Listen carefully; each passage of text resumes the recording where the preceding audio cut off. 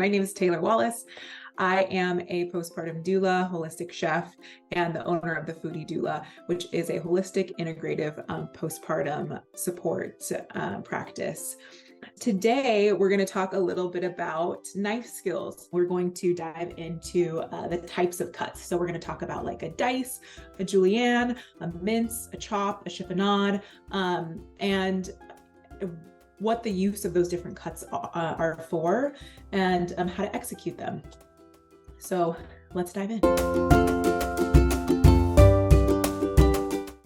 Okay, so let's jump into types of cuts and start assembling this Thai coleslaw that we're going to be making. So let's start with a dice.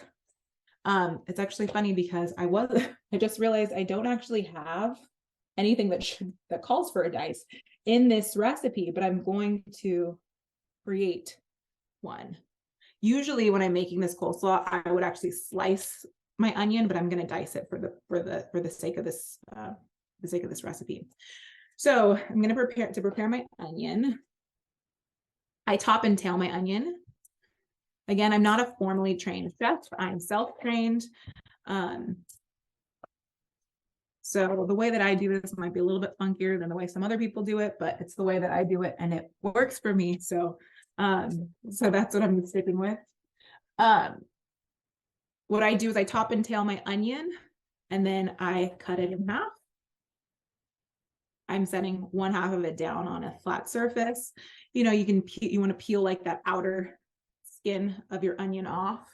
I always just kind of peel that whole first layer off because a lot of times there's a lot of imperfections and like oxidated parts of the onion there.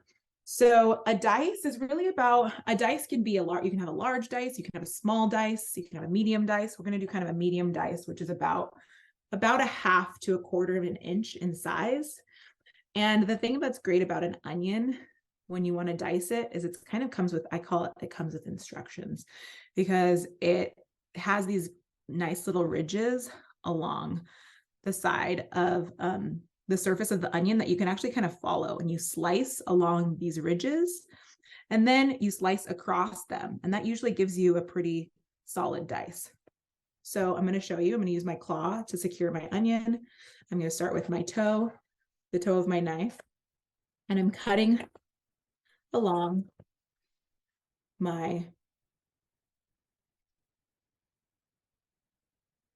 the ridges of my onion.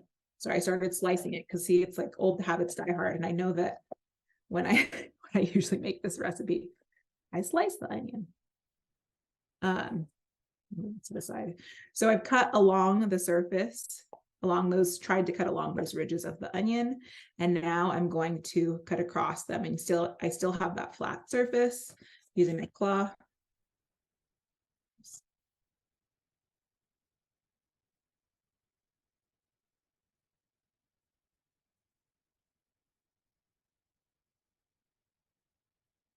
Rogue pieces here.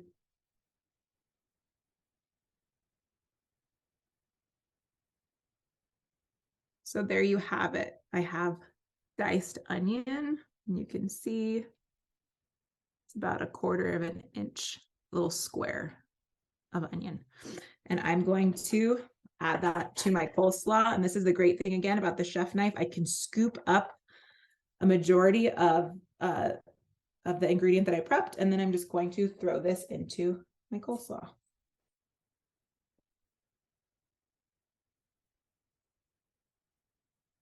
And I'm really not really big on precision personally. Like I said, it's not a really high priority to me. So as long as each of my dices are about the same size, I'm not usually too finicky about it. Another reason why you want to lead with the toe of your knife is because it gives you kind of more leverage and room to slice through your ingredients. So sometimes you'll notice sometimes people will like cut with like closer to the heel of their blade, and you have like less space to separate the cut, or to really finish out the cut. And so you end up with like this, where it's like you have the onion, but it's not fully cut yet. There's kind of like a piece that's sticking sticking the slice together. So when you start with the toe of the knife, it offers you that room and the leverage to cut all the way through.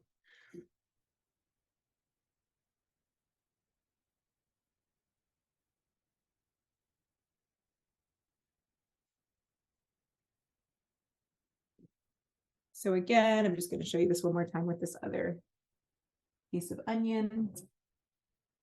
There's like a lot of hacks for dicing onion too. In particular, some people will like cut into the onion and slice. It's hard for me to show, so maybe I won't even go there. But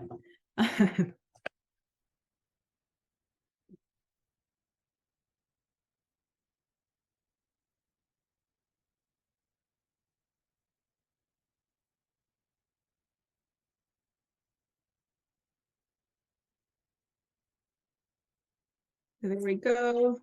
Got my diced onion.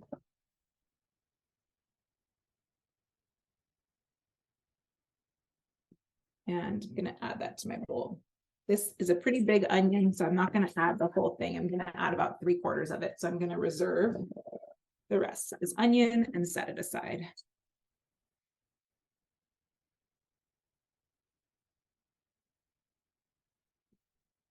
So now let's talk about a julienne.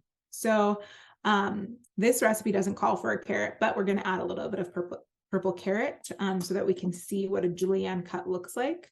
So when I'm cutting carrots, I usually start by peeling the exterior of the carrot.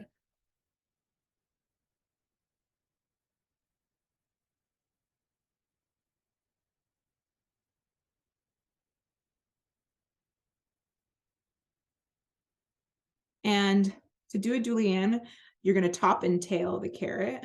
So that's the top and the tail. And then what I do is I cut the whatever, it could be a cucumber that you're julienning, it could be a carrot. You're going to cut that into maybe 3 sections so that you have like a nice length of the julienne. And you set those aside. And then I'm going to cut that in half lengthwise. See, now I have a flat surface. What you could do if you're really looking to like do this very precisely, and like the way that a lot of trained chefs do this, is they'll take this half and they'll cut that in half. So now you have this kind of these thin slices. Sometimes I don't even do that. I'll just julienne this portion here. But and then again, you're using that claw, you're securing that piece of carrot.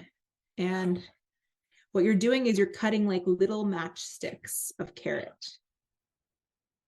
And again, there's different sizes. So this is the shape of a julienne cut, but you can do a really thin julienne. You can do a really thick julienne.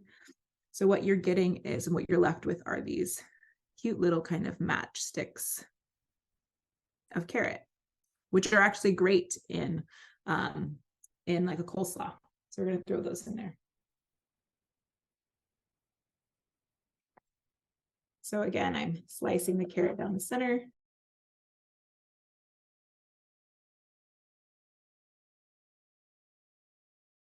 Cutting those little matchstick pieces.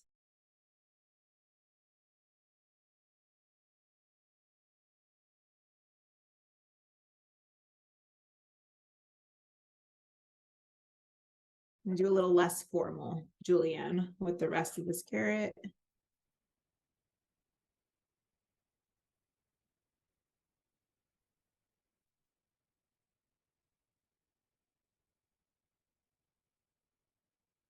And again, I'm like starting with the toe of my knife and then sawing through.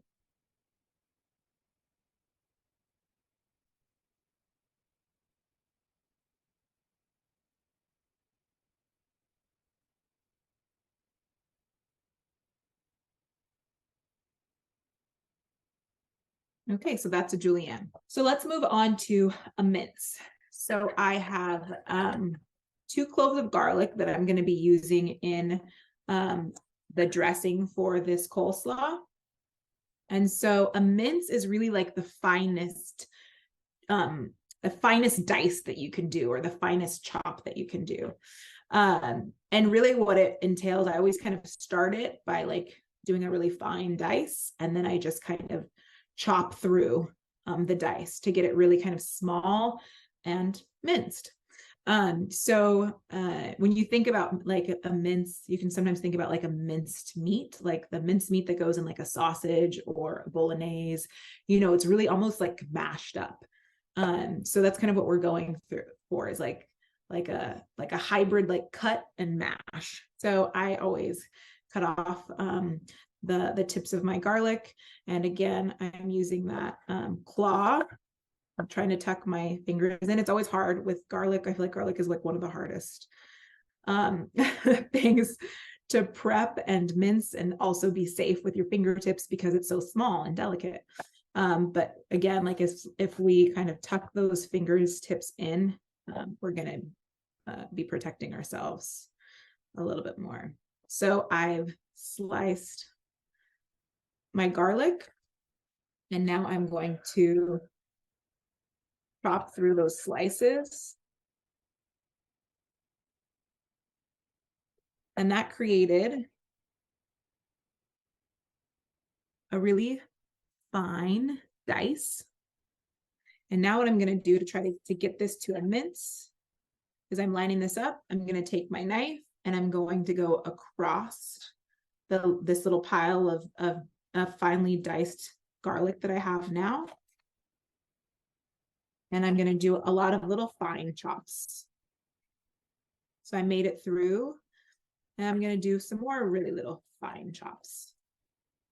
And you can really just kind of keep going back over like this prepped portion of garlic as many times as you need until you get the size of like the mince that you want.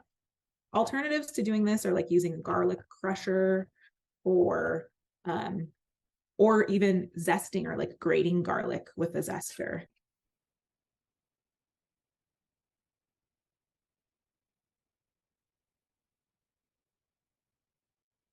So there we have it. We have some minced garlic.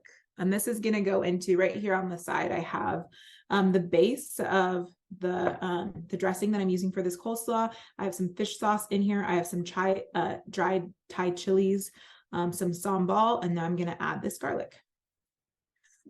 And I'm going to mince a second clove of garlic.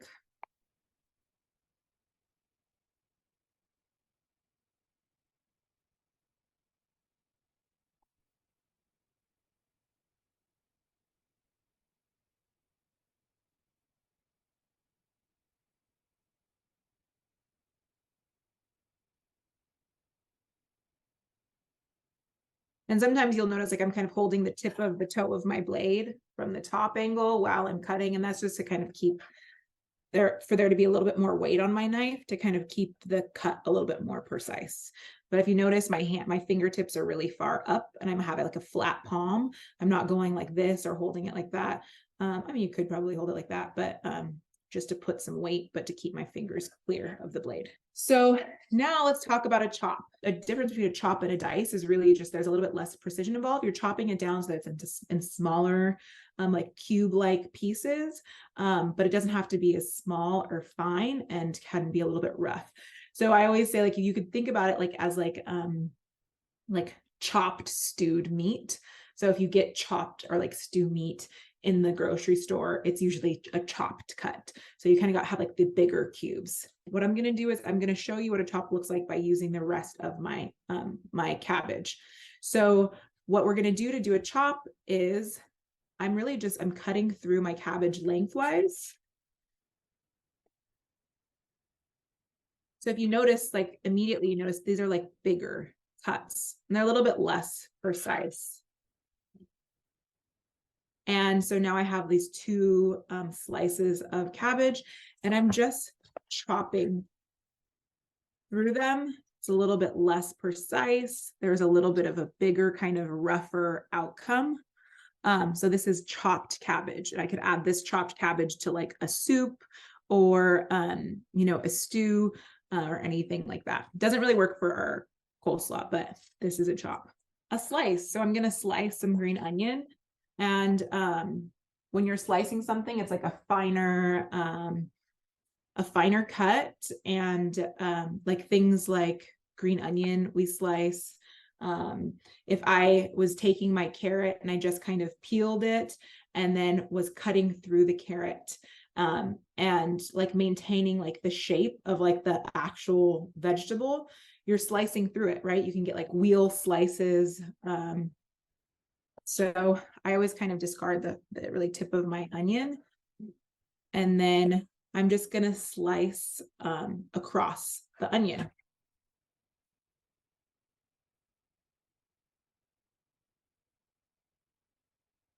I'm slicing, I'm starting with my toe. I'm sawing through the heel of my knife. I'm slicing.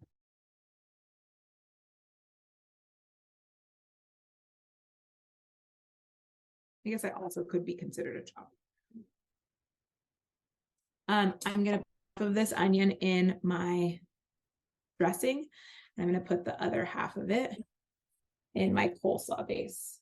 And I'm going to do a little bit more green onion. Doing some more slices, some more chopping.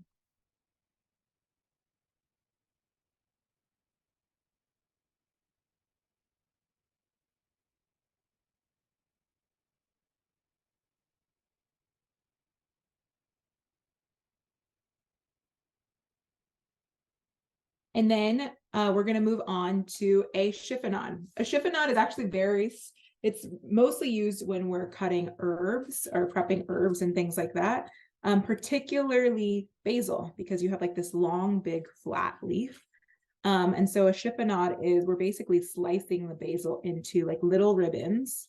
Similar to the green onion, we're like slicing across the vegetable and maintaining, we're not really altering the shape of it at all. Whereas like, with the julienne, we're kind of slicing the carrot into a few different shapes and then trying to get it into a little matchstick. We are rolling the basil and then slicing across it to get a chiffonade.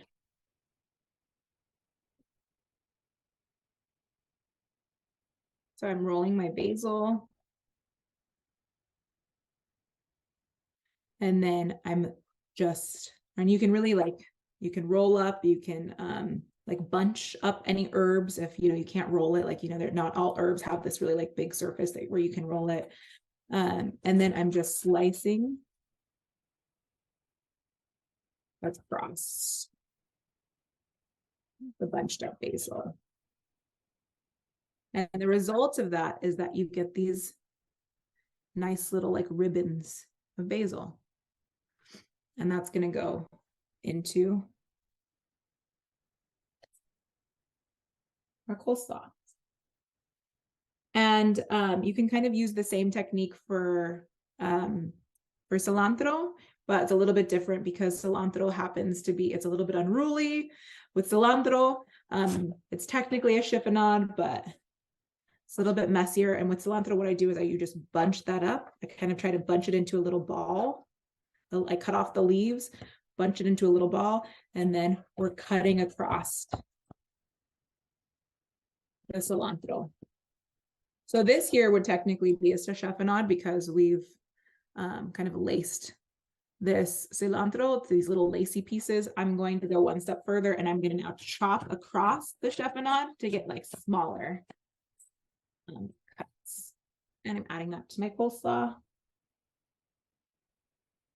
We're going to slice some bell pepper. Shape-wise, when we slice bell pepper, it almost looks like a julienne, but I'm going to quantify it as a slice because we're not really altering too much of the shape of the bell pepper.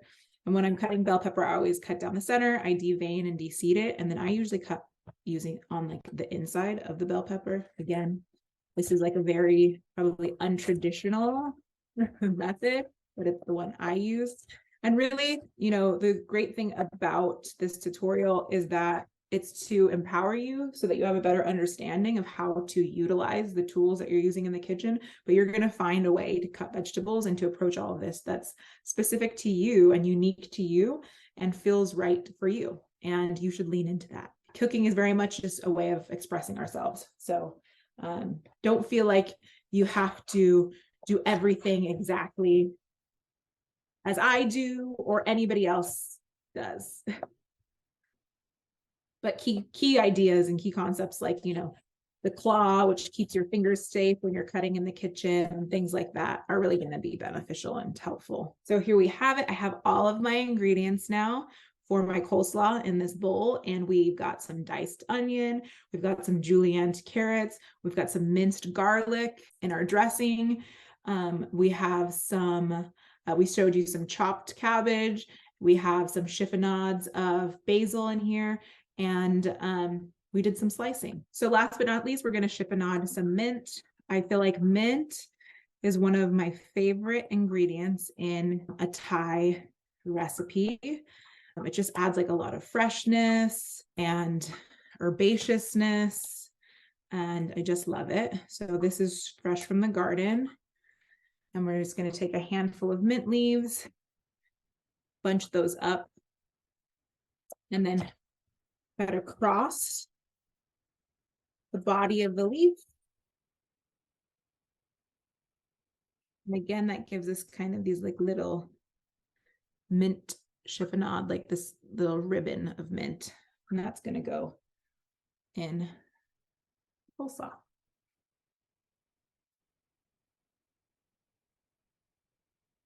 Just a little bit more.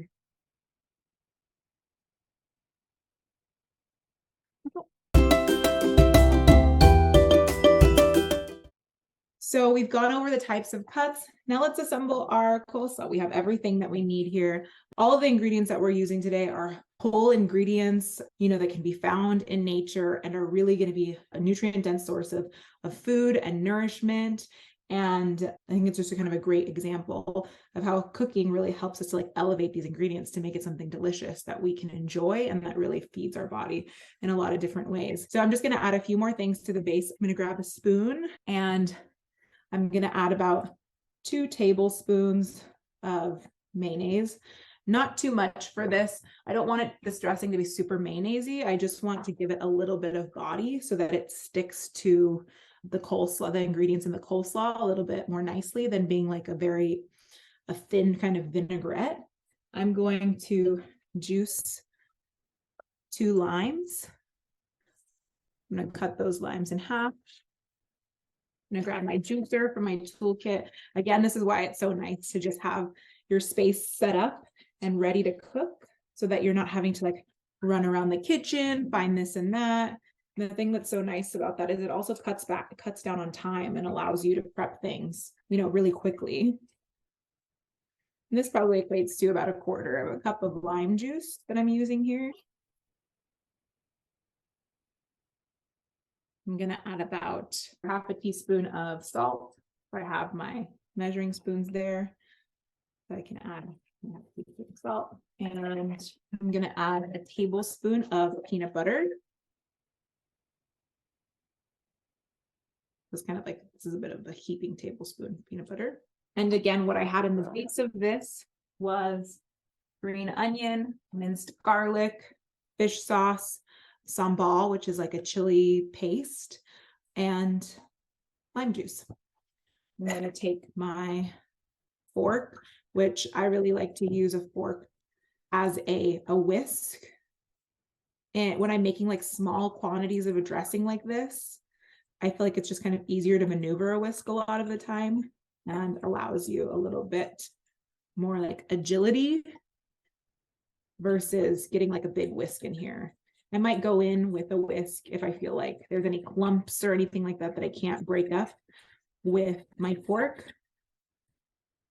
But usually a fork works just as well as a whisk. So you see, that's my dressing. I'm going to taste it, which is the most important thing to do.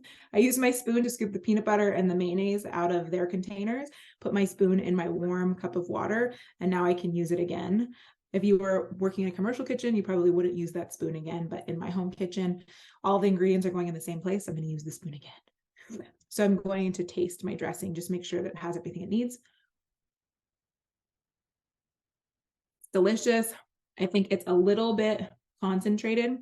I'm going to add some sunflower oil. I'm going to add about 1/4 cup of water. I'm going to whisk this up again. I'm going to pour my dressing over my coleslaw. And I'm just going to go ahead and toss this with my hands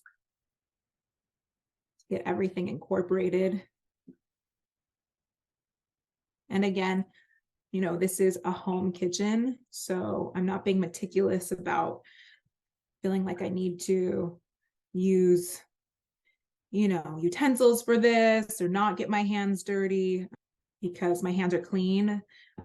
I've washed them in preparation for cooking today, and usually tossing like a salad is a little bit easier.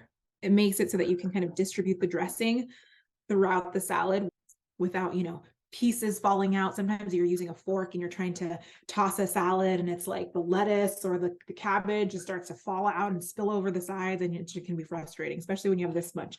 So kind of going in with your hands is a good way of mitigating all of that mess.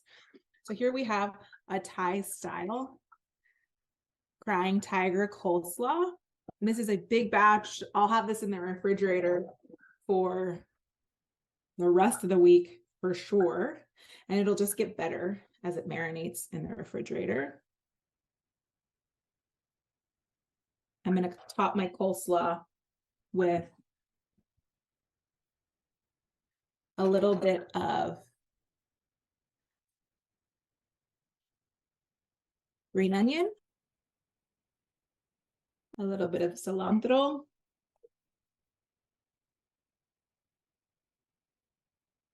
and I'm going to chop up some cashews. Cashews are a great source of healthy fats, protein, and fiber. And I'm going to sprinkle that on my coleslaw.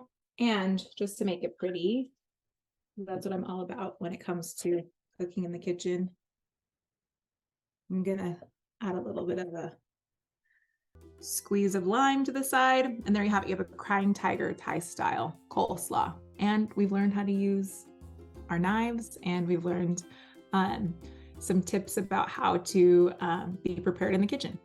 Hope to see you all soon.